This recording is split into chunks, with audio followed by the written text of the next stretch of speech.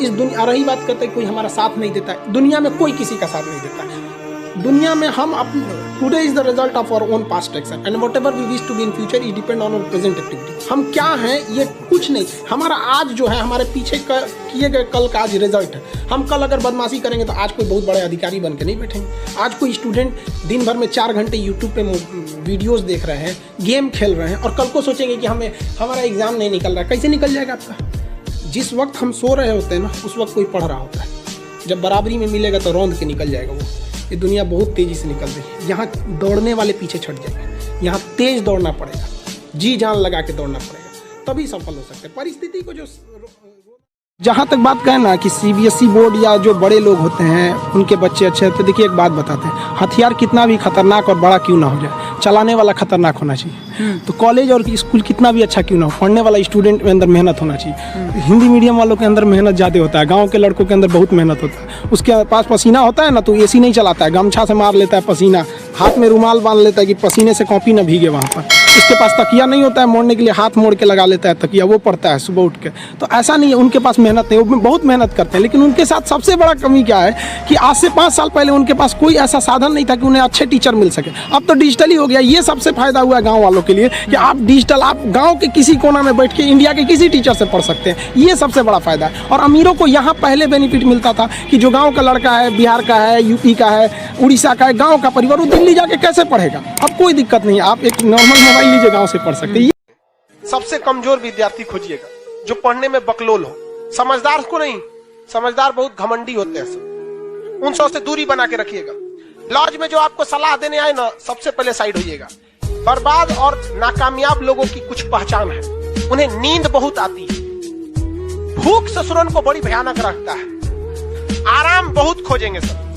दुनिया का कुछ भी दिखाइए, उनमें उन ससुरों को बुराई दिखेगी ही दिखेगी। जो व्यक्ति आपको कह दिया बुराई करते हो, ऐसे वैसे वो कभी आगे नहीं जा सकते, कभी नहीं। क्योंकि कामयाबी इतना ज्यादा वक्त कहती है, कामयाबी कहती है तुम मुझे वक्त दो, हम तुमको कामयाबी देने। तो कामयाबी में इतना वक्त लगता है कि उसके पास कभी भी वक्त ही नहीं है दूसरे की बुराई करने का। और दुनिया में लोग कहते हैं ना, कामयाब होने के लिए कुछ रास्ते अपनाइए, कुछ रास्ते अपनाइए। सिंपल एक रास्ता है कामयाब होने का, वक्त। मेहनत होना कुछ नहीं, कुछ मेहनत नहीं, समय दीजिए, समय। अब जैसे हमारी अपनी विचारधारा है, ये मेरी अपनी पर्सनल फिलॉसफी है कि इंसान उसी पर गुस्सा करता है जब इंसान को ये पर्सनली फील हो जाए कि आगे वाला मेरा कुछ नहीं बिगाड़ सकता, तो ही उस पर गुस्सा करता है।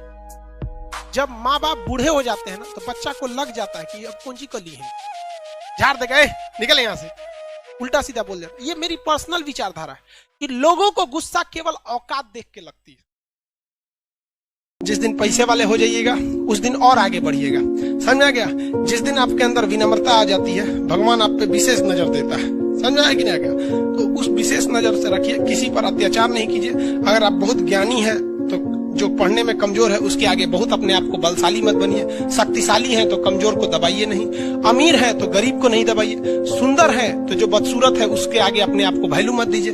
ये सब चीजें अगर गलती करेंगे तो भगवान के हाथ में दिया है, कब छीन लेगा कोई ठीक नहीं। रिलायंस के मालिक थे अनिल अंबानी, सड़क पे आ गए हैं। मुकेश अंबानी उनके भाई हैं, वो जियो के मालिक है। रिलायंस उनका नहीं था, रिलायंस टेलीकॉम अनिल अंबानी का था। तो ये आपको जिस दिन अपने आप पे घमंड हो जाए ना, एक बार कब्रिस्तान या फिर शमशान घाट घूम के आइएगा, आपसे नायाब लोग वहाँ खाक बन के मिलते हैं और उनके तुरबत पर कोई दिया जलाने वाला नहीं हुआ है, जिनकी कभी करोड़ों की संपत्ति थी। इस दुनिया का वसूल है, जो कमाएगा वो उसका उपभोग नहीं करना है। हम सबकी सबसे पहली जो शिक्षक होती है वो माँ होती है, इसलिए माँ का शिक्षित रहना बहुत जरूरी है। अगर कोई शिक्षित माँ है तो वो कभी भी अपने बच्चे को शिक्षा से दूर नहीं करेगी।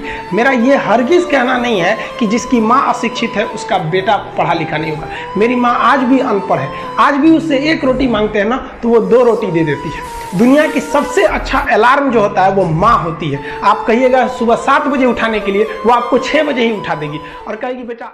देखिए, जिंदगी में आपसे भी कुछ गलतियां होंगी, और गलती किससे होती है? जो काम करता है, मेहनत करने वालों से ही तो गलतियां होती है। निकम्मों की तो पूरी जिंदगी निकल जाती है दूसरों में कमी ढूंढते ढूंढते। देखिए, सफलता और असफलता में थोड़ा सा अंतर है। सफलता आपका परिचय दुनिया के सामने कराएगी और असफलता दुनिया का परिचय आपसे करा देगी। इसलिए सफल जरूर रहिए। देखिए 97% लोग जो है ना वो थक के किसी काम को छोड़ देते हैं और जिंदगी भर उन 3% लोगों के लिए काम करने लगते हैं जो कभी भी हार नहीं मानते। मेहनत बता देता है कि परिणाम कैसे मिलेगा, वरना परिणाम तो बताता ही है कि आपका मेहनत कैसा था।